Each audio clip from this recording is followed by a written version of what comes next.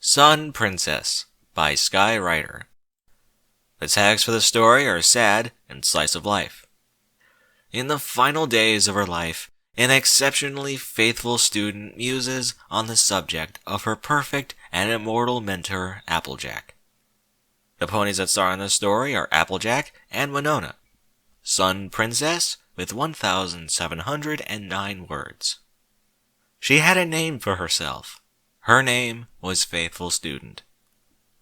This wasn't how the Sun Princess referred to her, of course. The two did not speak in quite the same language, after all. The Sun Princess's actual name for her faithful student was a quick series of low, liquid yowls, which were honestly a little difficult to hear at a distance. Sometimes the faithful student preferred it when the Sun Princess addressed her merely by whistling sharply. The high frequencies carried a little better over the hills. Why had she picked up the name Faithful Student? Well, it was at least a little obvious, wasn't it? Faithful Student was exceptionally, painfully faithful to her princess. And why be faithful to the Sun Princess particularly? Did Faithful Student need any reason beyond the fact that the Sun Princess was huge and strong and potent and wise beyond all measure? Beyond the fact that the Sun Princess deserved every scrap of her faithfulness? No, but the regular feeding didn't hurt either. So that was the faithful part right there. But what about the student? That one was pretty easy too. After all, there were all sorts of lessons to be learned about the silly old universe that the two of them shared. Don't mark the corner of the laundry room. Good lesson. She learned that one early. Don't eat an entire half-rotted squirrel and then regurgitate it all over the living room rug. Another fine lesson. Don't bother the smelly little waddling black things with the stripes on their backs. Strictly speaking, the smelly little waddling black things had taught Faithful Student this message more or less directly. But the Sun Princess's obvious disappointment over the resulting situation, as well as the aggressive series of baths that had followed, really hammered the lesson home. The derivation of the Sun Princess's name was obvious. She was high and warm and provided good things from above. Plus, to Faithful Student's eyes, the long hair that spilled out from under her sensible brown hat was the same color as the luminous ball overhead. She believed that this could not possibly be a coincidence. Faithful Student had many responsibilities as the Sun Princess's, faithful student. When the Sun Princess was feeling happy, it was Faithful Student's content duty to participate in the stick-throwing game that the Sun Princess seemed to favor. When Sun Princess was feeling down, it was Faithful Student's solemn charge to lie by her side, nuzzling in under her elbow and placing her chin against the princess's side until she felt better.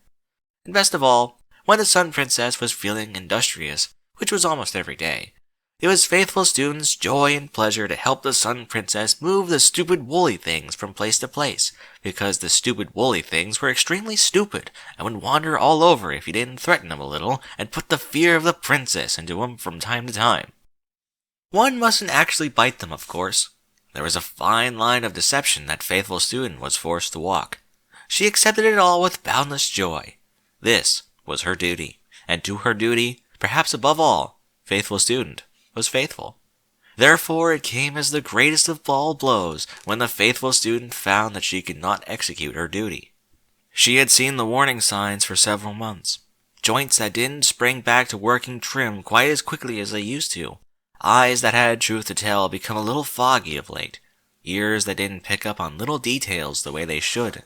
Faithful Student was, in her own way, dimly aware that this was the natural order of things.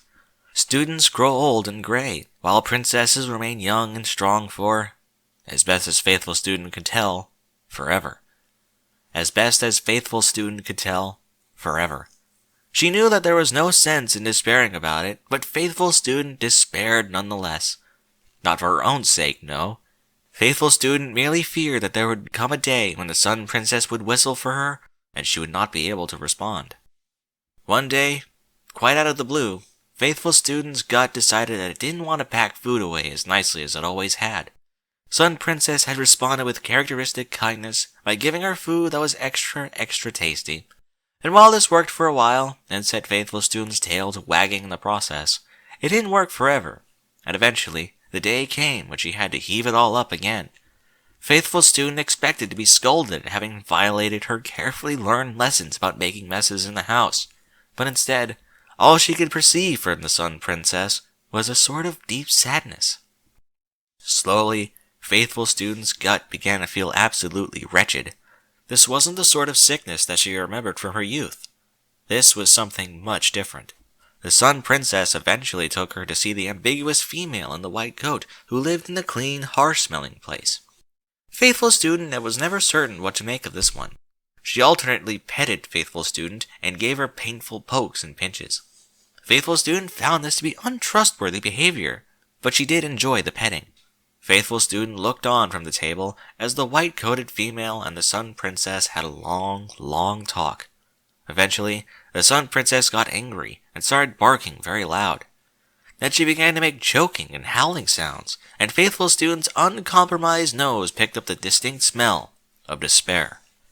More than anything, Faithful Student wanted to get off the shiny table and comfort the Sun Princess, but she really wasn't feeling up to the jump, or even the walk for that matter.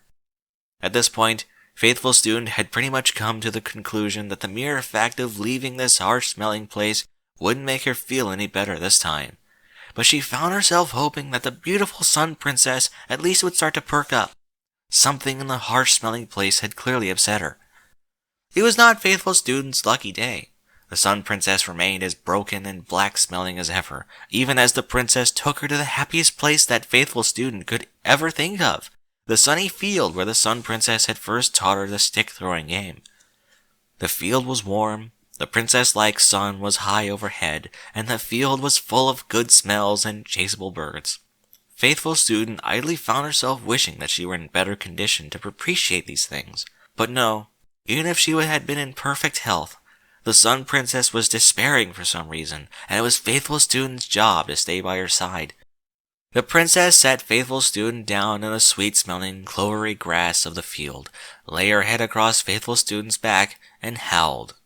Moisture dripped down from her big gray eyes, and the deep scent of her sorrow washed over Faithful Student as the princess spent her sadness onto the grass, and onto Faithful Student's shaggy sides. Faithful Student wagged her tail, despite the fact that even this small of a gesture made her hurt a little. "Don't worry, Sun Princess," she said. "I'm here. Whatever it is, I will make it all better." She wasn't sure if this was true, but it was a nonetheless necessary thing to say.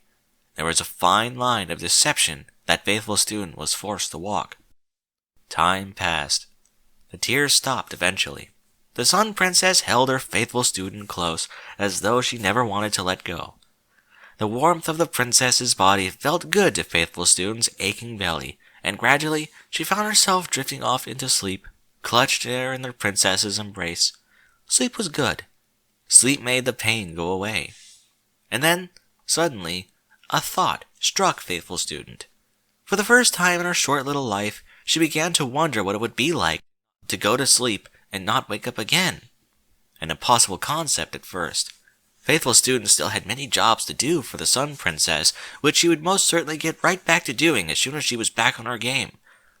But what if? What if such a thing were to happen? Something close to dread began clawing at Faithful Student's mind. From a very early age, she had thrown herself, heart and soul, into being the absolute best student she could be. She had taken all the princess's lessons to heart, and even when she had occasionally slipped up, like that one mishap with a bag of potatoes, she had always striven to better herself in the eyes of her perfect, beautiful, ageless teacher. She knew that she was nowhere near perfect yet. If one could really go to sleep and never wake up again? If she would, eventually and effectively, stop being her princess's faithful student. What had been the point of it all? What was the point of all her lessons? All the happy times that she and the princess had shared? What was the point, if it was all going to end like this? The doubt was short-lived. What was the point, she asked? The princess was the point, as she always was. The princess would remember all the lessons she had learned. The princess would remember the good times. The princess would remember her. The thought gave Faithful Student a small measure of comfort against the grim aching of her belly, and she gave herself over to sleep, there, in her princess's embrace. At least, there would always be someone to remember her. At least something in this silly old universe would last forever.